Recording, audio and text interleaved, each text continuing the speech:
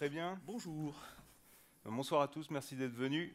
C'est le dernier talk de la journée. Vous avez probablement très envie d'aller boire et manger juste après. Donc merci pour votre abnégation. Très rapidement, on va se présenter. Je suis Jean-Christophe Sirot. Je suis tech lead chez Weborama. Je fais du Java, du Big Data. Et puis si vous signez une promesse d'embauche ce soir, je donne un sticker. Mais je recrute vraiment, hein, c'est pas complètement une blague. Donc je suis architecte chez Ypon, je fais à peu près tout ce qui est nécessaire pour que ça marche. Et voilà, et je pense qu'on recrute aussi. Comme je disais, on distribue des stickers parce que c'est cool. Voilà. Alors attention, ce cloak n'est pas un cloak sur le Cyclims. Il y en a qui ont compris. Sticker, c'est bon. Et ce sera la seule blague de ce talk. Ou pas. Ouais. Vas-y, je t'en prie. Alors, on va parler X509, on va parler certificats. On va parler aussi de comment ces certificats sont délivrés par les autorités de certification et pourquoi on peut leur faire confiance. Mais avant tout, je voudrais déjà expliquer peut-être ce que c'est un certificat, ce qu'on trouve dedans. Donc, c'est quoi un certificat exactement? Alors, un certificat, c'est une identité, une clé, je t'en prie. Tout ça certifié par une autorité.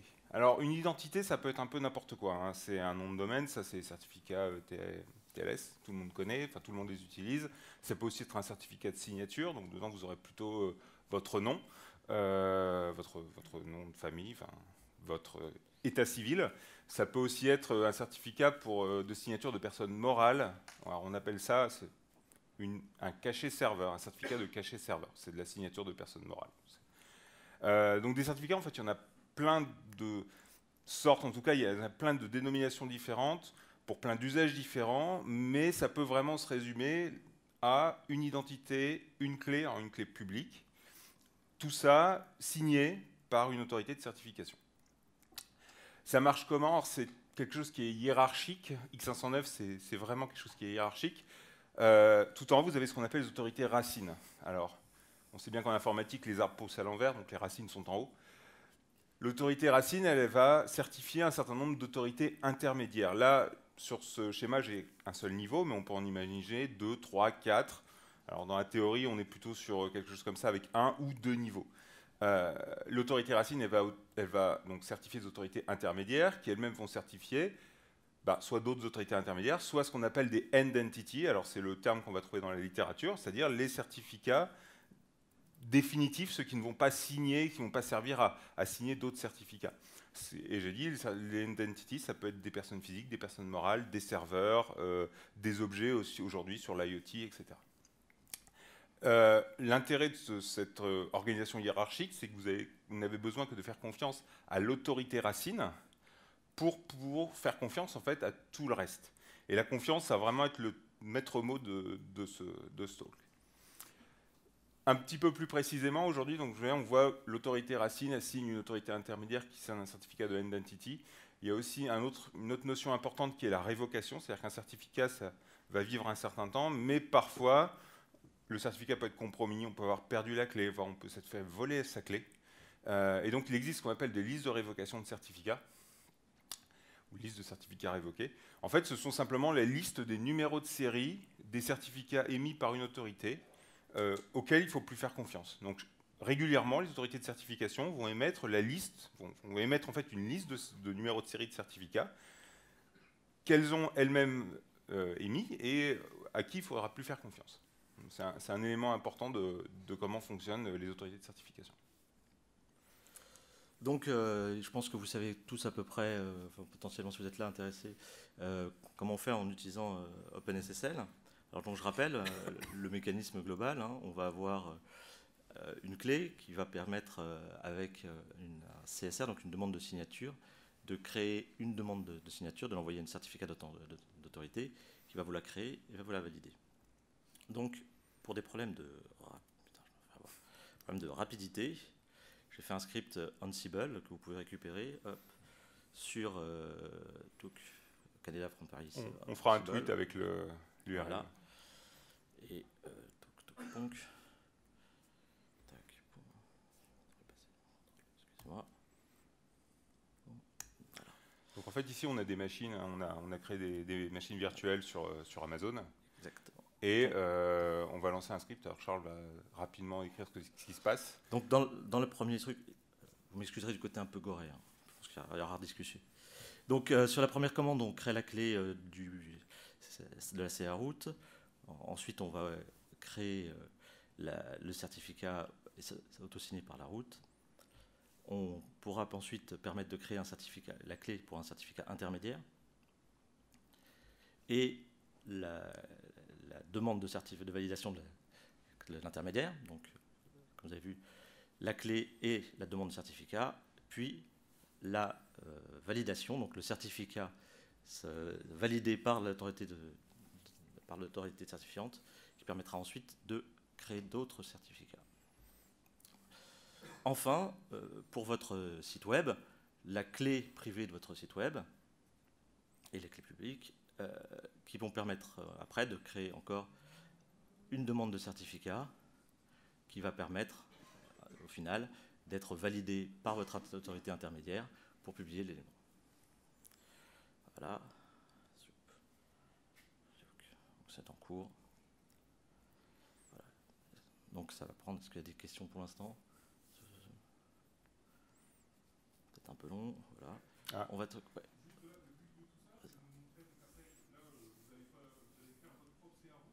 Exactement. Là, je viens, en pratique, je viens de créer mon propre CA route, mon propre certificat intermédiaire et mon certificat que j'ai validé par mon certificat intermédiaire. Voilà. Alors, ça. En fait, effectivement, on va avoir un site web qu'on pourra vérifier. Alors, heureusement que j'avais.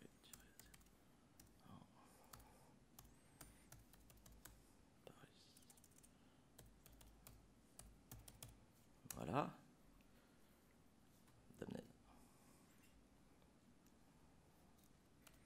Ça s'appelle l'effet démo. Ah, je pense que j'ai pas viré le certificat précédent de mes tests. Ah. Hop. Tac. Boum. Tac.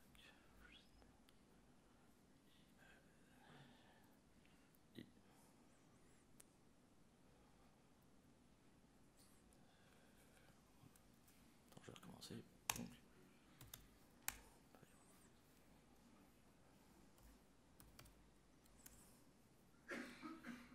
Ok.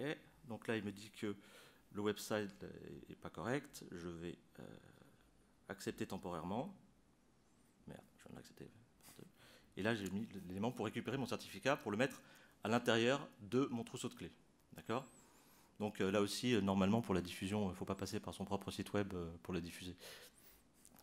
Je répète, c'est pour une démo, l'Ansible que j'ai fait, vous pouvez le réutiliser, vous amuser, mais en production, il y aura à mon avis pas mal de boulot à refaire. Donc voilà. Donc finalement, ce qui se passe ici, c'est on a créé nos propres certificats et effectivement, après un certain nombre de manipulations, on arrive à avoir, alors je ne le vois pas très bien ici, mais un cadenas qui est vert. Voilà.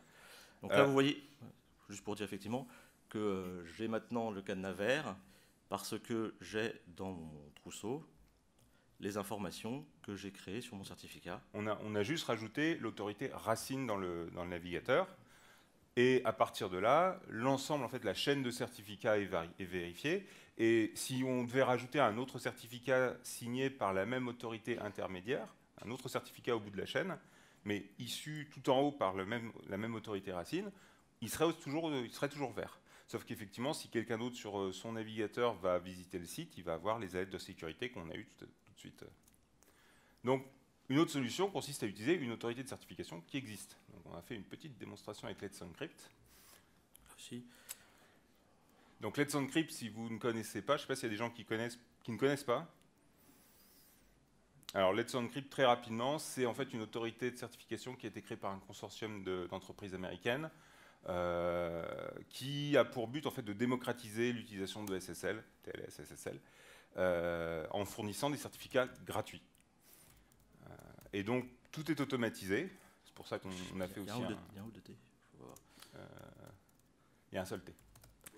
Non, c'est le nom de O. Il y a un seul O peut-être aussi. Voilà. Donc pendant que Charles fait la démonstration, tout est automatisé avec Let's Encrypt, c'est-à-dire qu'on va faire exactement la même chose. On ne va pas créer l'autorité racine existe déjà, nous on va juste créer les demandes, les CSR, donc les Certificate Signing Request. Je ne sais pas, c'est pour envoyer le mail, hein. On va voir.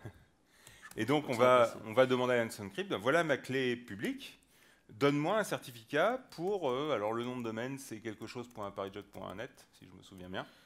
Ouais, mais mon email, il faut un email vérifié. Ah. Voilà.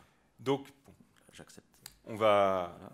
Et donc là, Let's Encrypt va vérifier que l'on possède bien le domaine et va nous envoyer un certificat qu'on pourra ensuite poser sur son serveur web. Et à partir de là, ce sera normalement vert pour tout le monde. Alors la question c'est comment effectuer la vérification. Il y a différentes méthodes, Let's Encrypt utilise différentes méthodes. Il y a, la première c'est aller chercher un fichier dans un chemin qui est prédéterminé, enfin que Let's Encrypt et l'utilisateur du site connaissent. Donc c'est une vérification, je veux dire. C'est pour vérifier que l'utilisateur a bien le... tu as fait une petite typo. C'est pour vérifier que l'utilisateur a bien le contrôle du nom de domaine. Il y en a d'autres, il y a d'autres moyens de certification, d'autres moyens de vérification, pardon. Techniquement, il y en a une qui est extrêmement classique, je ne suis pas sûr que Let's Encrypt utilise parce que c'est difficilement automatisable, c'est envoyer un mail à postmaster@mondomaine ou administrator@mondomaine ou dnsmaster@mondomaine. Il y a un certain nombre comme ça d'adresses mail qui peuvent être utilisées pour être sûr que la personne qui fait la demande a effectivement le droit de faire cette demande pour ce domaine particulier. Voilà. On peut aussi mettre des choses, si on a le contrôle vraiment du DNS, on peut aussi mettre des choses dans certains champs des records DNS. Donc là, on voit que l'autorité de certification, c'est Let's Encrypt. Voilà. Et là, par contre, c'est tout de suite vert. Voilà. Okay. Donc, je vais aller un peu vite, je reprends. Pour l'élément, on met un email, on accepte les éléments de sécurité, on accepte ou non de mettre son email et de recevoir des emails, on met donc le nom du site web, le challenge qui va être fait pour les échanges, et enfin la génération des clés. Et un peu de cerise sur le gâteau, il va vous permettre également, donc sur ce script-là, de sécuriser votre SSL directement et votre configuration Apache. Voilà. Ce que vous pouvez ensuite tester sur testserver.net. Alors là, ici, pour le test, on avait une note de C. Je ne sais pas si vous connaissez SSL Labs. Alors pour ceux qui ne connaissent pas, SSL Labs, c'est un site qui vous permet de tester à quel point votre SSL TLS suit les règles de l'art, et vous avez une note qui va de A à G ou F, si je me souviens bien. Évidemment, A, c'est très bien, voire A+, c'est très très bien. Et puis G, c'est ce qu'il y a de moins bien, et ça va tester des failles de sécurité sur les implémentations de TLS, ça va aller tester la taille de vos clés, ça va tester les algorithmes que vous supportez, etc. C'est très intéressant. Et donc alors, il faudra regarder les détails de mémoire. C'est lié à une configuration du random qui est par défaut. Et un autre point, honnêtement, j'ai pas... Voilà, donc c'est très souvent de la configuration. Okay, comme je disais, j'ai pas... En l'occurrence, en utilisant Let's Encrypt, la plupart du temps, si on a une note qui est en dessous de B, c'est parce qu'on a une configuration qui n'est pas tip top. Ce site-là, c'est pas le sujet, mais effectivement, c'est un bon truc. Vous regardez, vous testez, il vous donne la réponse, vous pouvez améliorer votre configuration au fil de l'eau. Mais voilà, une prochaine conf. Donc, on revient sur le certificat. Donc, on a vu, alors j'ai un certificat, on dit c'est une identité, une clé, tout ça est signé. En fait, il y a un format, effectivement, X509, ça décrit un format de certificat, et on va trouver un peu plus d'informations en fait à l'intérieur que juste le nom du porteur de certificat et sa clé. Donc on va trouver par exemple l'émetteur, c'est-à-dire le nom de l'autorité de certification qui a émis ce certificat. Normalement, ce nom il est unique dans le monde. On va trouver alors ce qu'on appelle le sujet. Le sujet, c'est le nom du porteur de certificat. C'est-à-dire que si c'est mon certificat à moi, dedans, ça sera écrit Jean-Christophe Siron. On va trouver les dates de validité. Il faut bien savoir qu'un certificat, c'est valide à partir d'un moment, à partir d'une date donnée jusqu'à une autre date donnée. La raison de ça, c'est que déjà, les algorithmes ont des durées de vie, les tailles de clés ont des durées de vie. On a bien vu très récemment qu'il y avait une première collision qui avait été exposée sur l'algorithme de hachage SHA-1. Ça faisait à peu près 10 ans qu'on savait qu'il y avait des faiblesses. On a fait un pas en avant vers le cassage de cet algorithme. Donc on se rend bien compte qu'on ne peut pas utiliser ad vitam toujours les mêmes algorithmes ou toujours les mêmes tailles de clés. Ouais. Il y a 10 ans, on utilisait des clés de 1024 bits pour faire du RSA. Aujourd'hui, on utilise des clés de 2048, voire de 4096, où on va commencer à utiliser des algorithmes sur des courbes elliptiques. Bon, ce n'est pas le sujet, mais voilà. Il y a une évolution dans le temps. Ouais. La deuxième raison, c'est aussi une raison commerciale, parce que à chaque fois que votre certificat arrive à expiration, vous le renouvelez, vous payez. Ouais, alors, Let's Encrypt, c'est gratuit. Ouais. Mais ouais, effectivement, la précarité, l'obsolescence naturelle de vos certificats est quand même un truc important à prendre en compte, même à gérer, parce que tout d'un coup, votre site web peut ne plus fonctionner, oui. Voire vos architectures de communication. Ouais. Est-ce que Let's Encrypt fournit des certificats pour les intermédiaires? Non. Non, Let's Encrypt, c'est vraiment l'option finale. Et justement, après... Alors, la question, c'était, est-ce que... Je répète la question. La question, c'était, est-ce que Let's Encrypt fournit des certificats d'autorité intermédiaire? Et la réponse, c'est non. Let's Encrypt ne fournit que des certificats end entity, c'est-à-dire des certificats qui n'ont pas le droit d'être utilisés pour certifier d'autres certificats. Parmi les choses qu'on va trouver aussi dans les certificats, il y a des extensions. Alors, les extensions, c'est quelque chose qui a été rajouté dans la version 3 de X509. Et en gros, une extension, c'est un identifiant qui dit quel est le contenu de l'extension et le contenu de l'extension. Et ça peut être plein de choses. Il y a des extensions qui sont normalisées. La plupart de celles qui sont là, je pense que toutes celles qui sont là sont des extensions qui sont normalisées, avec des identifiants qui sont clairement définis. Mais si vous avez envie de rajouter la vidéo de votre chat dans l'extension, dans votre certificat, c'est possible. Vous pouvez... Alors, il y a un mécanisme de demande d'identifiants, c'est des identifiants qui sont uniques, et vous pouvez mettre ce que vous voulez à l'intérieur. Et par défaut, les utilisateurs des certificats qui ne savent pas ce qui contient l'extension ignorent juste le contenu de l'extension. Par exemple, par les extensions, il y a quelque chose qui est intéressant, c'est les informations sur l'autorité de certification. C'est là où vous allez trouver, par exemple, l'URL où vous pouvez télécharger le certificat de l'autorité de certification qui a signé ce certificat. Donc là, il y a d'autres extensions encore, je ne vois pas ce qu'il y a dedans, les politiques de certification, je crois. Ouais, et puis, on termine par la signature. Alors, la signature est à la fin, en fait, parce qu'elle englobe, alors c'est hiérarchique, tout ça est indenté, c'est une représentation, en fait, textuelle du binaire que représente le certificat, et tout ça est enveloppé donc, par une signature. Donc, vous pouvez pas changer, quand je dis une signature, c'est que vous ne pouvez pas changer le moindre octet de ce certificat, la signature serait plus valide. Juste pour le lien URL des politiques de sécurité, c'est assez intéressant. Vous voyez la politique de sécurité mise par Let's Encrypt qui est supposée être auditable, vérifiable, etc. Alors, vas-y, donc, j'ai dit une autorité, on a dit qu'on avait parlé de confiance, effectivement, parce que tout ça, c'est très joli, le certificat, votre site, il est vert, mais la question que je me pose, c'est Let's Encrypt, ok, mais pourquoi je lui fais confiance? Pourquoi Let's Encrypt plutôt que, je ne sais pas, une autre entreprise chinoise, australienne Pourquoi un certificat gratuit, je lui fais plus confiance, ou je lui fais confiance, alors qu'il y a des certificats qui coûtent 300 € et qui sont valables 1 an? Donc, ces histoires de confiance... Ou des structures d'antivirus par exemple. Mais ces histoires de confiance, c'est quelque chose de compliqué. Donc pourquoi je fais une confiance, comment je peux donner de la confiance aux utilisateurs dans une autorité de certification? Et en fait, la question, vas-y, je t'en prie, comment on fait pour créer de la confiance? La confiance, ça ne se décrète pas. La confiance, c'est quelque chose qui va se créer. Et en fait, on a vu qu'il y avait tout un tas il y avait de la cryptographie. La cryptographie, ça permet d'apporter des preuves. C'est quelque chose de scientifique. Mais il n'y a pas que ça. C'est pas, la confiance, à un moment ou à un autre, il faut bien l'initier, cette confiance. Et ça, c'est vraiment des questions d'organisation. Donc en fait, dans une autorité de certification, il y a 3 grands composants.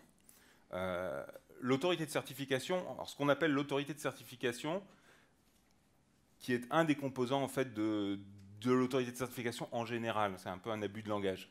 Le deuxième composant, c'est l'autorité d'enregistrement. Et le troisième composant, qui est à mon avis très important aussi, c'est le dépôt. Alors, l'autorité de certification, c'est une boîte à signer. Alors, je vous ai montré deux images en fait, de ce qu'on appelle des modules cryptographiques ou des Hardware Security Modules, HSM. En fait, ce sont des composants matériels qui font de la signature électronique. Donc, vous lui donnez une requête, une demande de certificat, un CSR, comme on a créé tout à l'heure, et elles vont vous sortir un certificat. Et la clé qui signe, elle est dans ce module et elle ne sort pas. Et pourquoi? Alors, elle ne sort pas parce que ces modules sont audités, il y a des normes internationales qui existent sur la sécurité de ces modules, et les clés, normalement, elles sont créées à l'intérieur lors de ce qu'on appelle une cérémonie des clés. C'est une cérémonie, en fait, c'est l'acte de création de la clé de l'autorité de certification. C'est quelque chose qui est fait dans des environnements contrôlés, dans des data centers, où il y a de la vérification d'identité des personnes qui accèdent aux salles, devant des témoins, des huissiers, des notaires, avec un procès verbal qui est fait à la fin, avec un détail de l'ensemble des opérations qui sont faites, de façon à ce que quelqu'un puisse regarder le contenu de cette cérémonie des clés et dire « D'accord, si ça a effectivement été fait comme ça, qu'il y a un notaire qui a dit que c'est effectivement ce qui avait été fait, j'ai confiance dans le fait que la clé, elle est protégée par ce module cryptographique. » Modulo, évidemment, tout un tas de bugs ou de mauvaises utilisations qui pourraient en être faites. Je t'invite à aller plus loin. L'autorité d'enregistrement, c'est le deuxième élément, c'est le composant administratif. L'autorité d'enregistrement, lui, va recevoir les demandes de certification, il va faire ces vérifications dont on parlait tout à l'heure, savoir est-ce que le domaine que je dois certifier, il appartient à la personne qui m'a demandé la certification? Est-ce que la personne a bien payé? Ou est-ce que cette personne qui demande un certificat de signature électronique, je vais vérifier son état civil pour vérifier qu'elle s'appelle bien Jean Martin et que le certificat que je vais remettre à Jean Martin, ben, c'est bien Jean Martin qui va le détenir à la fin. Donc c'est vraiment une partie administrative. Il y a vraiment des gens souvent qui regardent des pièces d'identité, par exemple, dans les autorités de certification qui délivrent des certificats de signature électronique. Ou qui vont regarder des cabis pour les entreprises. Si vous avez déjà répondu à des appels d'offres publics, c'est exactement ce qui se passe. Parce qu'aujourd'hui, les appels d'offres publics sont signés électroniquement. C'est aussi, non, tu peux revenir juste une fois. Il y a aussi une autre chose qui est importante sur l'autorité d'enregistrement, c'est qu'elle reçoit les demandes de révocation. Et c'est pareil, elle va vérifier que la personne qui demande à révoquer le certificat numéro 1725, c'est bien la personne qui possède le certificat 1725. Et le dépôt, c'est le troisième élément important. Quand je dis il est important parce que quand il y a un sinistre, quand l'autorité de certification, par exemple son data center, il est inondé ou qu'il y a une pelleteuse qui est passée à travers une fibre optique, c'est le premier, dans les normes, dans les standards d'opération des infrastructures de gestion de clés, c'est le composant qui doit être mis en route le plus rapidement. Parce qu'en fait, quand le dépôt n'est pas disponible, vous ne pouvez pas savoir quels sont les certificats qui ont été révoqués. Vous ne pouvez pas récupérer les informations, toutes ces informations qui expliquent quelles vérifications sont faites quand un certificat est émis par cette autorité de certification. En fait, c'est là où on va mettre tous les documents qui sont importants pour garder la confiance de l'autorité de certification. Qu'on ne puisse pas émettre de certificat pendant 2 jours parce que il faut remonter un data center ou il faut redémarrer des serveurs, ça pose un problème effectivement commercial parce que ça fait 2 jours de perte de business. Mais par contre, les gens, eux, ils ont déjà des certificats et ils continuent à les utiliser. Votre data center, il est mort, vous êtes autorité de certification. Mais à côté, celui qui a acheté un certificat pour son site marchand, lui, il s'en moque. Lui, il veut que ça continue à fonctionner. Donc le dépôt, c'est vraiment un élément qui est très important. Donc maintenant que j'ai expliqué un peu comment ça fonctionnait, je dis, on a vu qu'avec OpenSSL, c'est bien, on peut le faire, on maîtrise tout, sauf que c'est compliqué parce qu'on n'est pas vert dans Firefox. Let's Encrypt, on est vert dans Firefox, mais je ne maîtrise pas tout. Alors, est-ce que je peux avoir le meilleur des deux mondes? Est-ce que je peux tout maîtriser? Est-ce que je peux faire ma propre autorité de certification? Et puis, que ce soit vert tout de suite dans Firefox? C'est compliqué, ça coûte cher. Et vous ne le ferez pas dans votre garage, ni dans votre sous-sol. En fait, les autorités de certification, j'ai dit, il y a des normes. Et les vendeurs de navigateurs web, parce qu'on parle surtout finalement de navigateurs web, on parle surtout de TLS, eux, ils ont des politiques d'inclusion de ces certificats dans les magasins de certificats. Si vous regardez votre Firefox, vous allez voir, moi j'ai regardé sur mon Mac, j'ai 175 autorités de certification Racine. C'est-à-dire qu'il y a, alors, certaines appartiennent aux mêmes entreprises, mais globalement, il y a entre 50 et 100 entreprises dans le monde qui ont des autorités racines dans les navigateurs. Ces entreprises, elles sont passées, alors, la plupart des entreprises, quelques associations, des universités, etc. Globalement, la plupart sont quand même commerciales. Elles ont donc suivi un programme d'inclusion. Le programme d'inclusion, il demande d'abord à avoir une politique de certification. La politique de certification, c'est un document qui est central dans les autorités de certification. Parce que la politique de certification, c'est le document qui explique comment les certificats sont émis. C'est-à-dire que je suis une autorité de certification, je reçois une requête, je vais effectuer telle tâche, telle tâche, telle tâche. Je vais vérifier l'identité des gens qui demandent de cette façon. Je vais expliquer dans ce document comment on opère l'autorité de certification. C'est-à-dire que mes modules cryptographiques qui sont dans des serveurs, dans un data center, et dans ce data center, je sais que je vais avoir du gardiennage, de la vérification d'identité quand je vais rentrer. Si vous êtes déjà dans des data centers, vous avez donné vos cartes d'identité. Il y a de la biométrie, etc. Donc la politique de certification, c'est quelque chose qui va expliquer de A à Z comment vous opérez votre service de création de certificats. Et évidemment, les navigateurs, les vendeurs de navigateurs, ils ne vont pas aller regarder tout le monde, ils ne vont pas aller regarder toutes les politiques de certification de ces 70 entreprises, parce qu'en plus, ces politiques elles vont évoluer au cours du temps, puis que les technologies évoluent, que les organisations évoluent, etc. Donc, il y a des normes. Alors, j'en ai mis quelques-unes. Alors, il y a... C'est sur l'onglet suivant. ETSI, alors ETSI EN 319-411, ETSI TS 62042, c'est non barbare. Hein. WebTrust, il y a aussi ETSI 101-456, si je me souviens bien. Ça, en fait, ce sont des templates. On vous dit, voilà, vous voulez être certifié WebTrust, bah, vous devez faire ça, ça, ça, ça. WebTrust, c'est un document qui fait à peu près 50 pages, qui explique comment on fait pour opérer une autorité de certification. Et quand vous voulez rentrer dans Firefox, c'est vrai dans Chrome, dans Safari, dans n'importe lequel des navigateurs, dans Adobe Reader aussi, vous devez absolument déjà venir en disant « Regardez, j'ai été audité ». Alors il y a tout un tas d'auditeurs indépendants que vous devez rémunérer quand vous passez un audit, qui vont aller regarder votre politique de certification, ils vont aller regarder où sont vos data centers, si vous respectez les règles, etc. Et puis à la fin, ils vous mettent un tampon ou pas. Ils vont dire « Très bien, monsieur, vous respectez… le standard ETSI 102.042. Et là aussi, la confiance devient transitive. J'ai confiance dans l'auditeur qui audite la sécurité, qui permet, etc. On peut se poser des questions sur qui audite les auditeurs. Hein. On en reparlera après si vous voulez. Donc c'est la première chose. Vous arrivez chez Firefox, vous devez montrer déjà patte blanche en disant mon autorité, elle respecte les règles. Elle respecte les règles que tout le monde est censé respecter. Puis Firefox, lui, ça l'arrange parce qu'il n'a pas besoin d'aller regarder votre politique en détail, puisqu'il dit très bien, vous êtes audité par LSTI, par exemple, en France.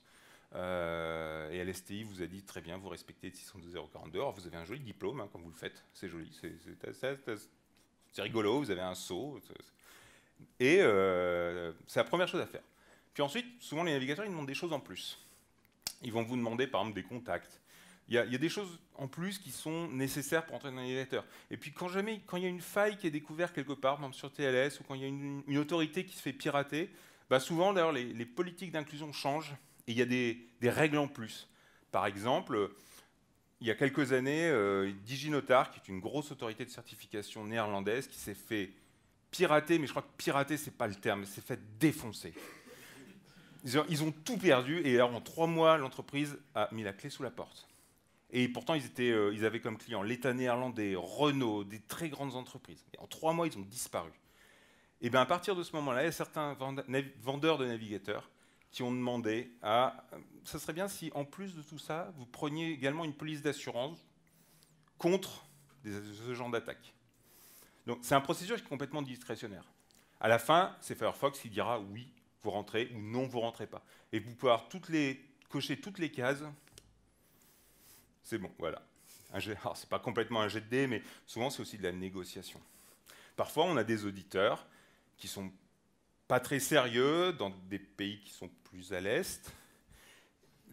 Et en ce moment, je sais, on a eu des articles qui ont été publiés en disant que voilà, Google voulait sortir certaines autorités qui avaient tout ce qu'il fallait, mais on n'était pas sûr que l'auditeur il soit complètement blanc-blanc. Voilà. Et bien, il me reste 2 secondes, donc on posera les questions à l'extérieur si vous en avez. Et on vous remercie beaucoup.